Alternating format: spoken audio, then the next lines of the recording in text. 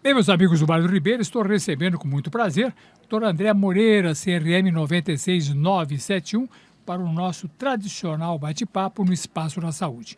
Como sempre, muito assunto interessante. Vamos começar com a questão da revascularização completa, imediata. É importante ou não? Muito bom dia, amigo ouvinte. Bom dia, doutor Cristiano. Mais uma vez, o prazer é todo meu de poder participar aqui desse programa.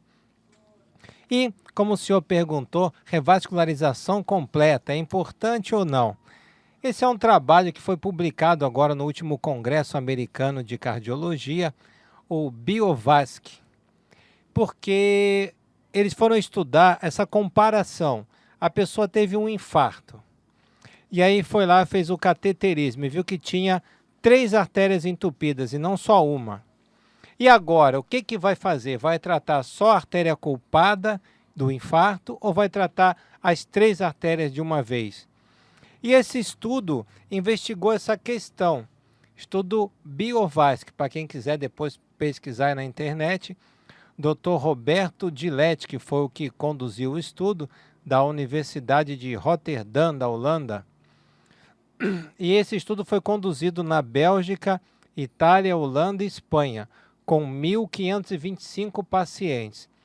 E eles viram o seguinte: o estudo foi curto a princípio, porque tem 1 ano de seguimento, e eles viram que durante 1 ano foi melhor para aqueles que trataram as 3 artérias, sendo que foi melhor ainda para quem tinha apenas 2 artérias entupidas e lesões não tão complexas, que às vezes a lesão pode ser complexa. E nesse caso, eles viram que foi melhor a pessoa que já tratava as artérias entupidas de uma vez, tinha menos infarto e menos internação posterior com relação a isso. Bom, outra questão interessante é uma discussão sobre estatina. Como é que é isso? Estatina é hoje em dia a joia, né, o remédio mais assim precioso, vamos dizer, para prevenir infarto. E a estatina, fizeram uma pesquisa avaliando a questão do linfoma, o tratamento do linfoma, que era feito com as antraciclinas. Eles perceberam que os pacientes que usavam antraciclina, mas tomavam estatina, tinham menos alteração cardíaca, porque a antraciclina é um quimioterápico que altera o coração.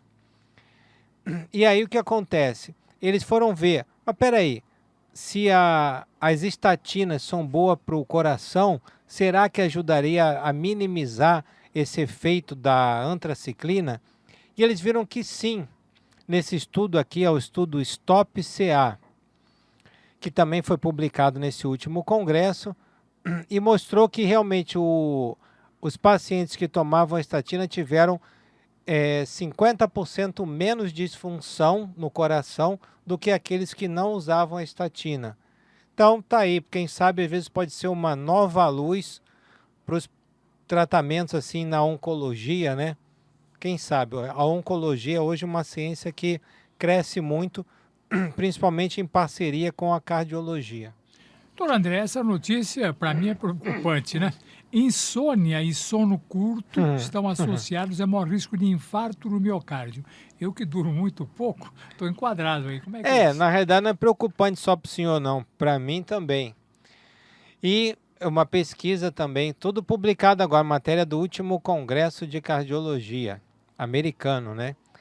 E essa pesquisa veio da Alexandria, Universidade de Alexandria, no Egito. Eles avaliaram 1 milhão de pacientes, deve ter sido através de banco de dados, né? E viram o seguinte, que aqueles que dormiam menos que 5 horas tinham maior risco de infarto. 69% mais risco de infarto do que aqueles que dormiam cerca de 7 a 8 horas. E quem tinha insônia, dormia pouco e além disso tinha diabetes, aí o risco era 2 vezes maior ainda. Quer dizer, dormir pouco e ter diabetes já é uma combinação complicada, né? E 1 milhão de pessoas realmente é um número bem significativo para você poder extrair esses dados. E o que eles chamam a atenção é o seguinte aqui, que os médicos têm que educar os pacientes com relação ao sono, né? Tipo, ó, você tem que dormir pelo menos 7 horas de sono.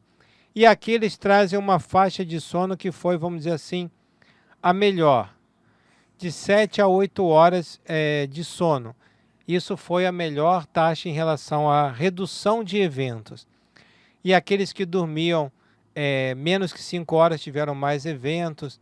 Aqueles que dormiam mais do que 9 horas também tiveram mais eventos.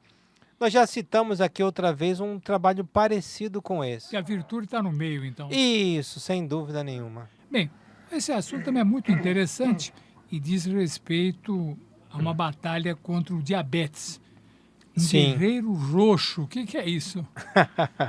É interessante também esse trabalho que fala o seguinte, que é a proteína desses vegetais de cor arroxeada, que é a antocianina. E que esse pigmento, né, das frutas e vegetais, antocianina, e ele cita aqui mirtilo, rabanete e repolho roxo. Eles fazem com que, além do efeito anti-inflamatório, efeito probiótico, né, no intestino, eles melhoram a condição do diabetes. Quem está com o diabetes alterado, que assim seria uma disglicemia ou um pré-diabetes. Então, esses vegetais, as frutas que podem ter cor arroxeada, vão melhorar essa questão, tanto inflamatória quanto do intestino, né, probiótico, e também na questão da glicemia. Eles viram que seria uma boa jogada, né, contra o diabetes. Foi avaliado aqui, ó, eles falaram que 40 milhões de americanos têm diabetes e 100 milhões têm pré-diabetes. Vai faltar repolho para todo mundo, né? Repolho roxo e rabanete. Mas acho que é uma boa opção aí para a gente poder se programar na dieta, né? Se alimentar corretamente. Sim. Daí, como sempre, assuntos muito interessantes, muita novidade. O doutor André pesquisa durante a semana para fazer o programa cada dia mais interessante. Sim. Doutor André, microfones da 99 para suas despedidas, prometendo retornar na semana que vem. Com relação a alguns desses trabalhos, né?